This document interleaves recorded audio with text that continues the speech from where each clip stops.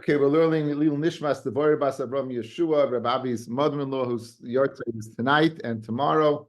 The schus of a son-in-law and the shir and the shamash should have an aliyah, and of course we're learning the schus of Achenu Kol Beis Yisrael. So we were in the middle of the sugya of we call shishim, right? That the evaluation ber bistei acher goes after shishim. That you're going to go ahead and evaluate. We saw through a machlokes. Is it a 60th of 60? Is it a half of 60, which is one of 30?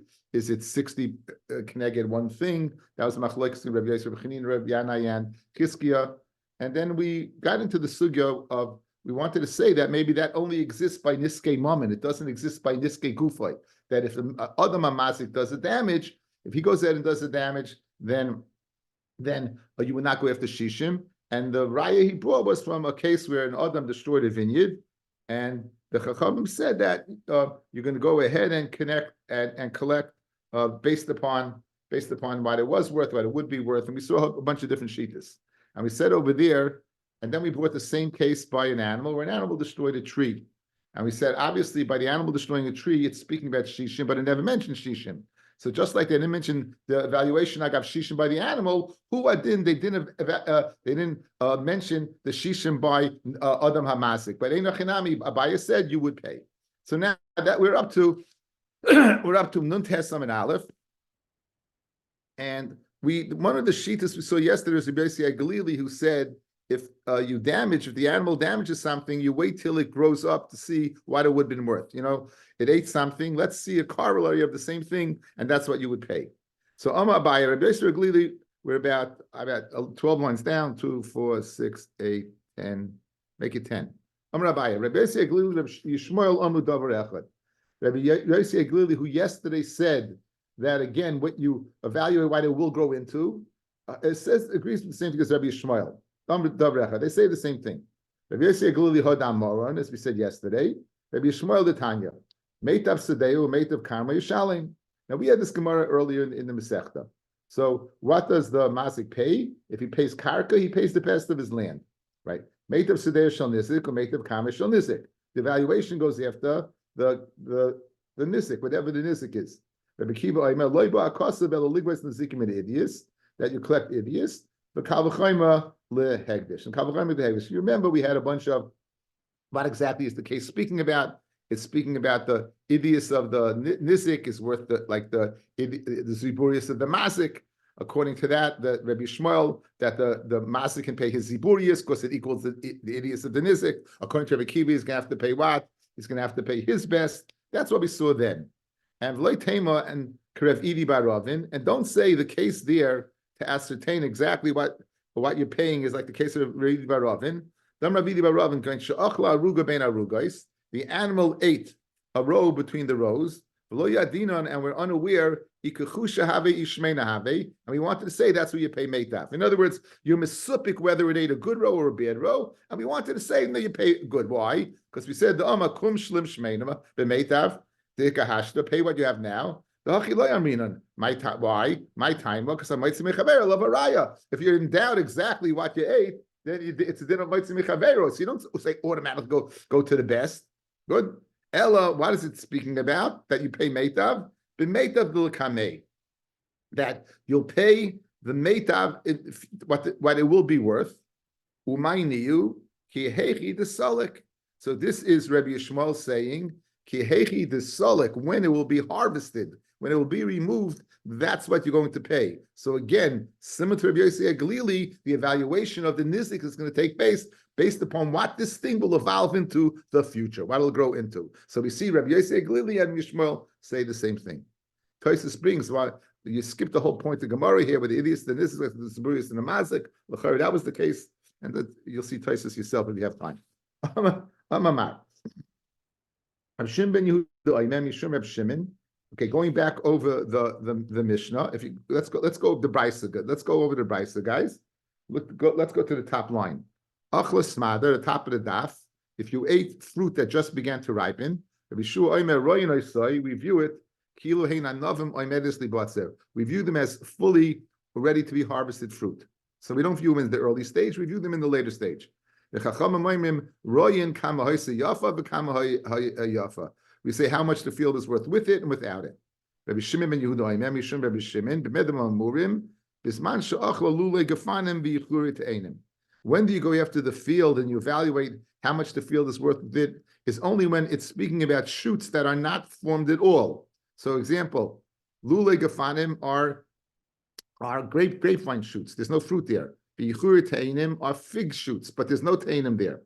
Aval achla pagim oy boiser. But if you eat unripened figs or unripened grapes, we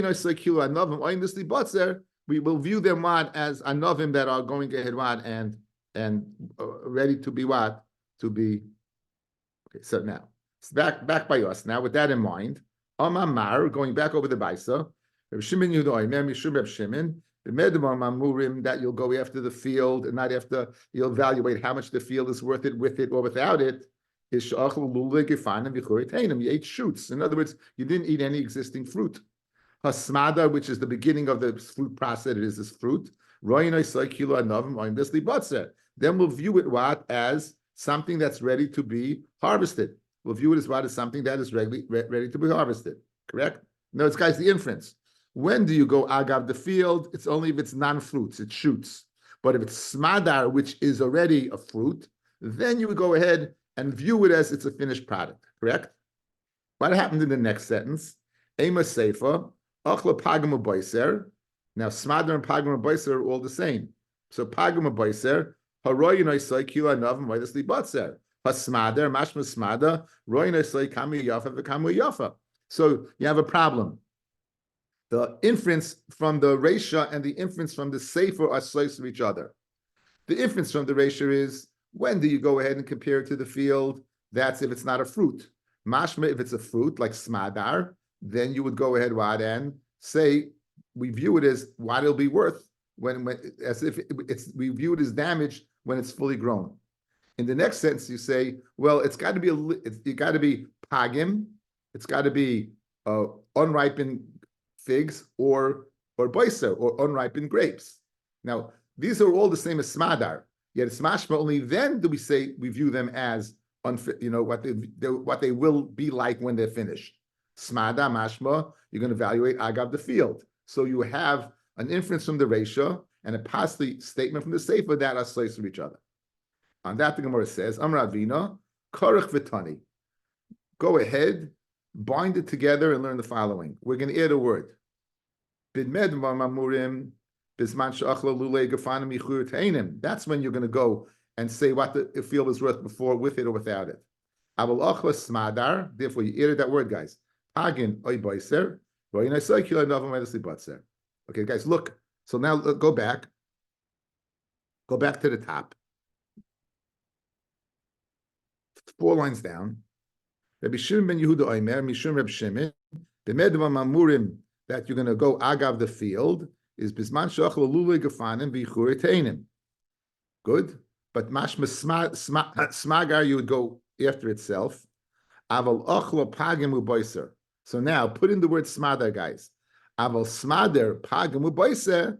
Then royin aisay kilo adava medesli batzer. We'll view them as if they were ready to be harvested, and you pay that price. So therefore, it's not a problem. Okay, here's the problem.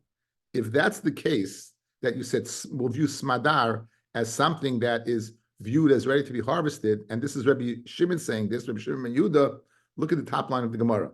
Top line of the Gemara. Achla smadar, if you ate smadar, Rabbi Yeshua Omer, Roy and Isai will view it, Kilu hu yanovim amedus libatzer. We'll view them as what? As they're ready to be harvested. So now it's going to come out that Rabbi Shimon ben Yehuda is repeating exactly what Rabbi Yeshua said, right? That's the problem.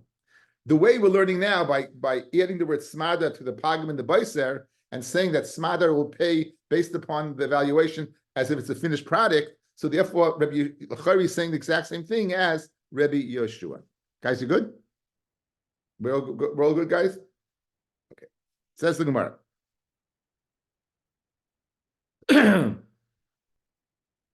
Ihachi. If so, before it gets wide, 3 lines up. If you're going to tell me that smadar pays like it's anovim that are ready to be harvested, Rabbi Shimon ben Yehuda, Hein Rabbi Yeshua, they're saying the same thing. And for the Gemara, it could be now it was kichesh gufna.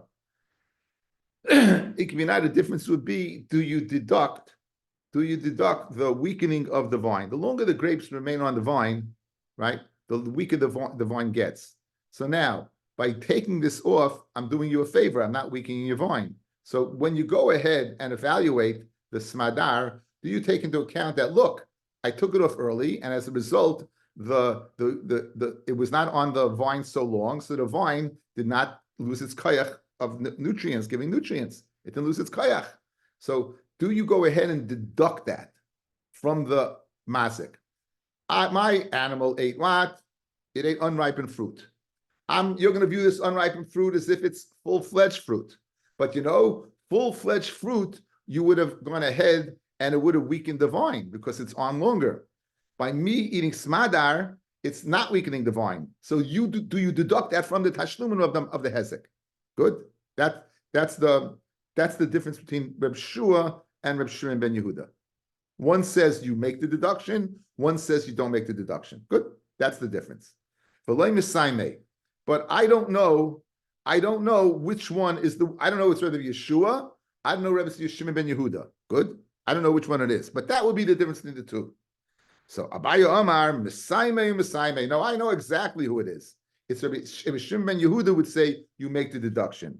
Man Tana the Chayish the Kichesh Gufna. Who's the Tana who's Chayish for the weakening of the vine? It's Rabbi Shimon ben Yehuda. The Tanya Rabbi Shimon Yehuda Omer Mishum Rabbi Shimon Menasya. Now you're speaking about a man who was ma'anas a woman. He forced himself upon a woman. She was a basula, and as a result, there was nezek, there was tsar, and the question is, do you pay for the tsar? A man who's ma'anas a woman does not pay for the tsar. Eventually, she's going to lose her basulim, and eventually she's going to have that tsar, right? You can't compare nivelas b'ratzon and nivelas b'tzayin. In other words, there's much more tsar when you're forced than when you acquiesce. Bottom line is, why does Reb Shimon Yehuda say, guys? He says that you're going to deduct from the act of anusul. You look at the future, what it was going to happen anyway, right? So therefore, over here also, it's going to happen anyway. So therefore, you just like you deduct over there, just like you deduct over there by the woman, you menaka with tashlumim the tsar because she's going to eventually go through the tsar. Hu adin, you can be menaka what the weakening of the vine, right? What's going to happen in the future? Okay, good. Guys, you good? So again, it's a difference of Shub and Yehuda. In the evaluation, he would deduct from the vine, and according to Rebbe, because it's going to happen anyway, and according to him, I guess you wouldn't deduct from the vine, it's going to happen anyway. And according to over here, you deduct from the tsar, I guess just like you deduct from the tsar, you deduct from the vine. And Amaloi, Ein Adaima, it says the Gemara, Amabaya, Hani Tanai, Reb Shimon Yehuda Amidav Rechad. These Tanai and Reb Shimon Yehuda say the same thing. Reb Shimon ben Yehuda Hadam Maran, like he said that you make a deduction based upon the future. You're going to take away the account that tsar. You're not going to pay the tsar because it's going to happen anyway. This is speaking about the May Vladis. We said two men are fighting. They hit a pregnant woman, and she miscarries. Correct, and he has to pay to the husband the May Vladis. Now there's a deduction over here. What's the deduction? Since she miscarries, she doesn't need a midwife anymore. There's a deduction. She's not going to eat as much because women, when they're pregnant, eat more. So you deduct from the May Vladis the price of a midwife and the price of more food that she'd eat. Says the Gemara, the tiny Rabbi Yossi, you deduct from the May Vladis, you deduct that you save the guy a midwife. You go ahead and deduct the mezainis she would eat if she had been pregnant. It would cost more. So what do you see? They agree with Rabbi Shimon Yehuda that you deduct what for the tsar and you deduct the kichesh gufna. The one who says you're going to deduct for the value of a midwife will also agree for sure you deduct the value of the mezainis she would eat. My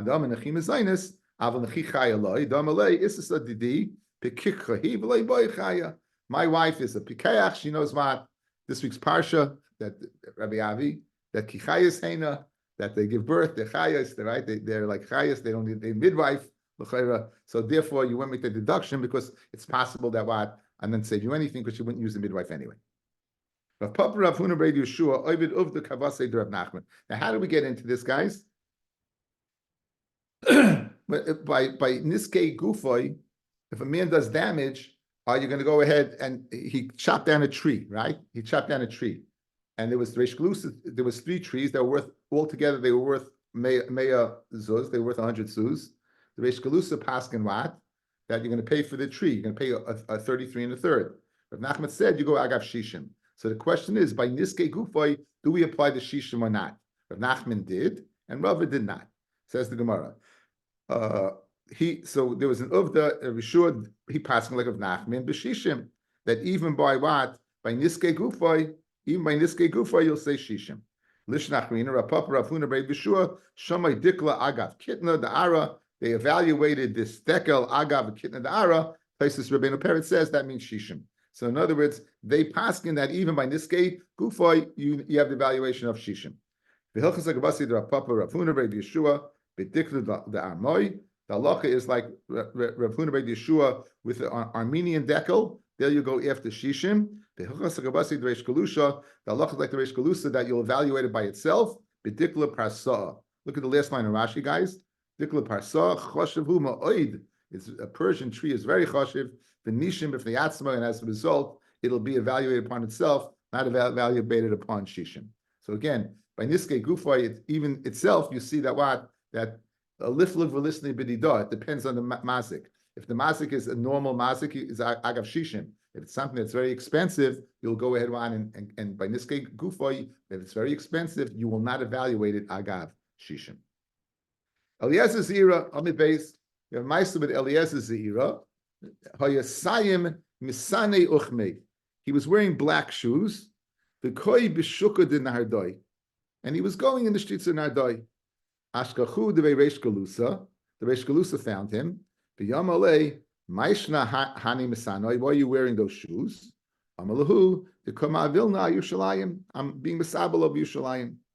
So I guess that they wore. See Taisus in a minute. Amulei at chashivas taspule Yushalayim. Are you so chashiv to walk around and be misabel of Yushalayim? So Saba Yohira have. He thought it was a Balgaiva. So the Reish Galusa thought that Rav Lazar Zira is a Balgaiva, and as a result, he threw him in prison. And so what did he do? So and Asuyo v'chavshua. They put him in prison. Amalahu said Rav Lazar Zira, Gavar Rabba. I'm a big guy, and you're not. I'm a big guy. I didn't wear this because of Hayra, because of Gaiva. So Amulei Minoya Dinan. The Reish Galusa said to him, "How do we know you're a chashuv guy?" Amalu, listen, I'll give you a choice.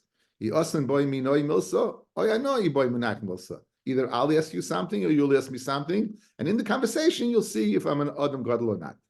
So Amulei, they said, "Okay, boyat, you ask us something." So Amalahu, he asked them, "Hayman the cuts kufra, a person that cuts down a young day tree. It's a day tree, and it's actually says Timorim kiboiser banavim. It's unripened dates. So you cut down an unripe my mishalin, so amlo mishalin to make kufa. You're going to pay the worth of unripened grapes. So Rabbi Elazar Azira retorted them, have a tamre. They're going to grow into full ripened grapes. So amlo mishalin to make tamre. So they said, you're right. You paid the make tamre. So amalu v'haloi tamre. What's shakal minayo? But what? He didn't take full ripened grapes. So Amalei Emeloha at, you tell us what to do. So Amalu b'shishim. I would evaluate this tree at the shishim tree. You take karka and go and evaluate it at the shishim. So Amalei man amakabasach. Who says like you? So Amalahu hashmuel chai. Shmuel bezdin chai. Shmuel's a law. His bezdin's around. Shodu kamei the Shmuel. Send the answer in front of Shmuel. So Amalahu shapik omer l'chu b'shishim b'shafkua. They let him go. They let him go. Because Shmuel said shishim, and they let him go. Interesting Maisa, fellas. A very interesting Maisa. First of all, there's shilas. So a person's not supposed to use Torah. Person's not to go ahead and supposed to use Torah to save. So the Tarfin's Maisa of Tarfin that he was held accountable, or he didn't use Torah to save himself. Yeah, the Hataina was he used Torah to save himself. And so the how could he use Torah to save himself over here? So the Marsha says that Reb Tarfon was a wealthy guy. He could have saved himself with his money. If you have an option to avoid going ahead using your Torah to save yourself, right? Then you should use the other option. If you have no other option, you can use the Torah. In addition, he says over here, he was being called on the carpet for that thing itself, that he wasn't a chashuv guy. In other words, what was the question? Who are you to go ahead and be Misabel Yerushalayim this way? No. So the answer was, I'm a chashuv guy. I could be, and he used the Torah to show why it wasn't Yehoirah. So therefore, in this case, it's an answer to their question. Now, what about this black shoes? So let's taste this. This is definitely the blog part of the day. I know where he's going with this. Says Taisus. Havisayim misane uchmi. He wore black shoes. Mashma shlohoy regilim b'manalayim shchayrim. They weren't wearing. They weren't accustomed to wearing black shoes. V'chei mashma b'seidet taniyus elu the kamar adahachi asahu gavra the sayim misane uchmi. He was what? He was wearing black shoes. And he didn't have in it shoelaces. That they shouldn't recognize that he's a Jew. Betema, the Parakama debates, Tanan, Lavan, Beyontif, Mifnei, Shetzarach, Bitzas Hagir, Lehachshiroi. You can't send a white shoe on Yontif because you need black shoe polish. Mashma they weren't white, but they were black. So what's the story, guys? On one hand, it's mashma, you didn't wear black shoes. On the other hand, it's mashma, they did wear black shoes. The shoe was black. The shoelaces, they were white. Maybe there was the kufis where the schwarzes, they would wear different colored laces in the sneaks, right? Anyway,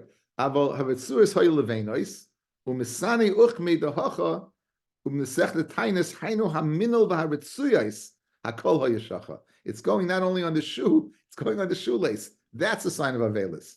So the shoe taka is black. The shoelace is usually not black, right? When the shoelace is black, that's what's going on. And that's why, fellas, right? One of the things that if b'shas hashmad, if they tell you to go ahead and change your shoelace, you're supposed to die. So you see, shoelaces were worn a certain way. You shouldn't wear the shoelaces of a guy. I think the Taisus continues. In the time of persecution, I feel the shnuye araksa de masana, even to change your shoelace, asa. Because the shoelaces were different than the shoelaces of Goyim. And the Avelis of Eliezer was with the shoelace. He wore shchayrim and shoelaces of shchayrim.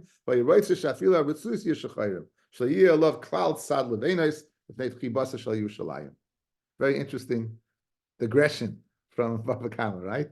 The shoelaces would play such a role in society, right? Fascinating. And that's why I know where it's going today. Anyway, says the Gemara Vaita. Reb Shimon Omer, Akla Pevis Gemurim, Mishalim Pevis Gemurim. Reb Shimon disagreed with the Tanakama. He said, if you ate Pevis Gemurim, you paid Pevis Gemurim, you're not going to go Agav. Fellas, we yesterday shared. What's the reason you evaluate Shishim? Because it says Uber Bisteyacher, right? We learned two things. One, that Nizikin has to be in the field of the Nizik and not Rishus Harabim. And two, that you evaluate Agav Steyacher, correct? What does Rav Shimon do with this pasuk? If Rav Shimon says what you tit for tat, if you ate Peres Gemurim, you pay Peres Gemurim, what does he do with the limit of Be'ez Bisteyacher, right? That's the kasha. Fred the Gemara kasha. My time of who? Dam Rachmano Be'ez Bisteyacher. Malamet Sheshomen Al Gava Sada. Hani Mili, when is that? Midi dit Sarach L'Sadeh. That's something that needs the field. A peri that's not gomer, a peri that's not ripe, a peri that needs the field to finish the process. Hani kiven leitzrich l'sadeh. These ripened fruit that don't need the sadeh, you pay what they are now. So very geschmack. He says bir bisteyacher is when they need the sadeh, but when they don't need the sadeh, why? Because you ate ripened fruits that do not need the sadeh anymore. Then you're going to pay what for the price of that fruit. Baraba don Rav Reb Meir. He paskin lemaisa like Reb Meir. Upasak halacha Reb Shimon, and he paskin for the Talmidim like Reb Shimon. Look, if you look, Rashi tells you, fellas, Don Rav, Maisa Ovid, right? And Psak halacha, claim a limit Talmidim shalach Reb Shimon, halacha psuk l'doiris. In other words, he did Lamaisa, and one he paskin the Talmidim that this is the halacha for the doiris. What says the Gemara? What were they? Don Rav Kreb Meir, the Tanya. Let's say a woman has what? A woman has a field that's meshubet ksuba, and the husband comes and says, "I'm write it over to this guy." You know, as he's buying it, write it over to him. Kasav levishan v'leichas maloi. He writes it over, and she doesn't sign it. L'sheni, he writes it over to the second guy v'chas maloi, and he signs it. Then, is this a different guy? Just 1 second. I thought this is a. 1 second. Mm-hmm.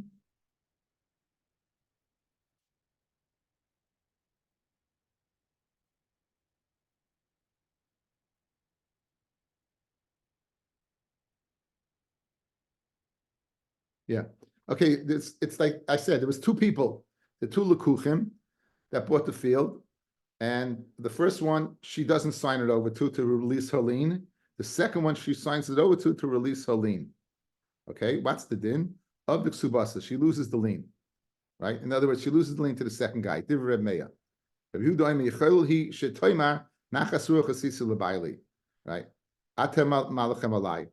In other words, I really did it to make my husband happy, but I really didn't release my lien. But May is of the opinion, if you want to make your husband happy, you should have written the first lekeach, you should have signed it over, right? If you want to make your husband happy. By not signing the first one and signing the second one, right? So Rabbi says that you can't make that taina. I'm saying, no, you could make that taina. So therefore, he paskin like Rabbi there that she lost the ksuba. This is why it's in the Gemara here. If you eat fruit that is what is complete, then whatever it is, that's what you're going to pay, and that's why it's this Gemara. Okay, let's continue. It says the next Mishnah. Hamadgish, a guy makes a haystack.